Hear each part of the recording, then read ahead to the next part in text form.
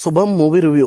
Samantha one of the producer గా చేసి act చేసిన శుభం మూవీని లేట్ గా చూశాను. మూవీ ఎలా ఉంది, చూడొచ్చా లేదా అనేది సింపుల్ గా సోది లేకుండా నా ఒపీనియన్ ఈ వీడియోలో చెప్తాను. మూవీ చూసాక నాకు జస్ట్ ఓకే అనిపించింది. తీసుకున్న పాయింట్ కానీ కొన్ని చోట్ల వచ్చే కామెడీ సీన్స్ కానీ బాగున్నాయి. అది తప్పిస్తే సినిమాలో చాలా మైనస్ పాయింట్స్ ఉన్నాయి. రాత్రి 9 గంటలకు వచ్చే సీరియల్ చూస్తూ ఒక ఊరి ఆడవారు మొత్తం వింతగా ప్రవర్తిస్తుంటారు. వాళ్ళకి ఏమైంది, వాళ్ళు ఎందుకు అలా చేస్తున్నారు అనేది సినిమా ప్లాట్. సినిమాలో పాజిటివ్ విషయానికి వస్తే స్టోరీ కానీ చెప్పాలనుకున్న పాయింట్ కానీ బాగుంది. మధ్య మధ్యలో వచ్చే కామెడీ సీన్స్ కూడా బాగున్నాయి.